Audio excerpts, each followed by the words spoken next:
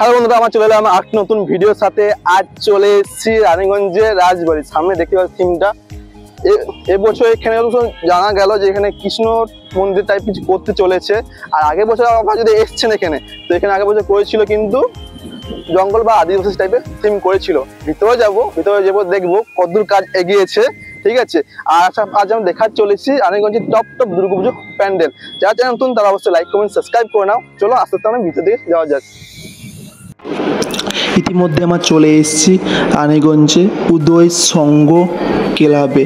এটা আপনাদের পড়ছে রানীগঞ্জের রাজবাড়ি একদমই সামনে। রানীগঞ্জের রাজবাড়ির সামনে যে মোড়টা পড়ছে তার অপোজিটে যে গ্রাউন্ডটা পড়ছে, সেই গ্রাউন্ডটা এবছর হতে চলেছে রানীগঞ্জের 2024 দুর্গাপুজো প্যান্ডেল। আপনারা যদি আগের বছর এসেছেন তো অবশ্যই জানবেন এখানে আগের বছর থিমটা কী হয়েছিল।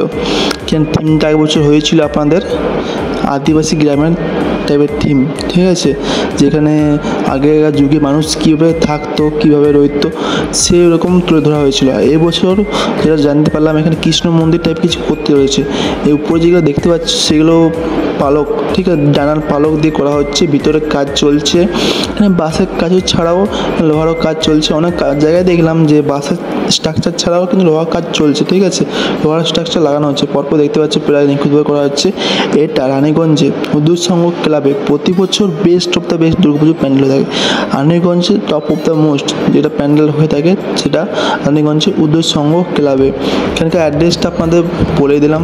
আর যদি কোনো ইনকোয়ারি থাকে বা কোনো প্রবলেম থাকে তো কমপ্লিট রুট গাইড দিয়ে দেবো। আর ডেসক্রিপশন বক্সে বা কমেন্ট বক্সটা ম্যাপে লোকেশন থাকছে, তো আপনারা চেক আউট করে সহজে চলে আসবেন। ইতিমধ্যে চলে এসেছি আমরা রানীগঞ্জের রাজবাড়ির সামনে, যেখানে সবচেয়ে বেস্ট যে দুর্গাপুজোটা হয় রানীগঞ্জে, সেখানে ইতিমধ্যে চলে এসেছি। এখানে হয়তো আমরা আগের বছর এসেছিলেন। এখানে আগের বছর থিম করেছিল আপনাদের আদিবাসী থিম। ঠিক আছে, হয়তো আপনারা আগের বছর এসেছেন তো জানবেন এখানে কিন্তু আগের বছর আদিবাসী থিম করেছিল।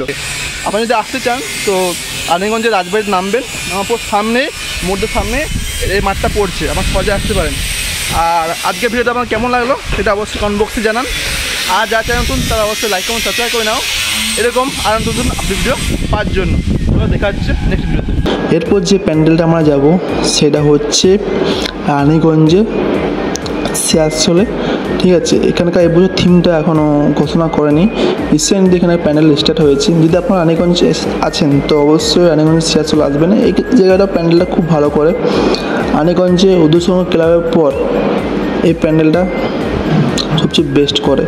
ঠিক আছে, আপনারা যদি এখানে আসতে চান এটাও কিন্তু গুগল ম্যাপে আমার লিঙ্ক থাকবে, আপনারা চেক আউট করে চলে আসবেন।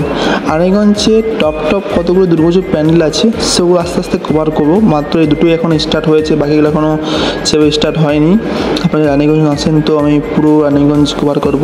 আর যদি আপনারা রানীগঞ্জ থেকে ভিডিওটা দেখছেন তো অবশ্যই কমেন্ট বক্সে জানান যে রানীগঞ্জে সবচেয়ে বেস্ট যে দুর্গাপুজো প্যান্ডেলগুলো হয়ে থাকে সেটা কোন জায়গায় হয়ে থাকে, সেগুলো কিন্তু আমরা কভার করতে ভুলবো না, তো অবশ্যই জানাবেন।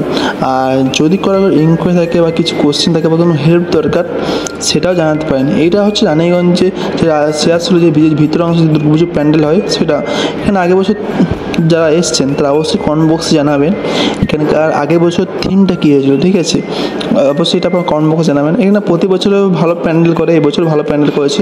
আপনারা যদি এখানে আসতে চান প্রথমে আমি বলবো আসানসোলে থেকে নামবেন রানীগঞ্জের রাজবাড়ি নামার পর কিছু দূর হাঁটার পর আপনার পেয়ে যাবেন রানীগঞ্জের শেয়ারশোলে। এখানে দেখতে পাচ্ছি ভিতরে অংশটা পুরো দেখিয়ে দিই যে কাঠের কাজ আছে, সেটা অনেকটা এগিয়ে গিয়েছে। আর এই সামনেটা দেখতে পাচ্ছ এখানে মা প্রথম স্থাপনা করা হবে। পাড়ের অংশটা একবার দেখিয়ে দিই ঘুরে পড়ে দেখে নাও। আর কারা ভিডিওটা আমার কোথা থেকে দেখছেন সেটাও অবশ্যই কমেন্ট বক্সে জানতে ভুলবেন না। চলো টাটা, বাই বাই।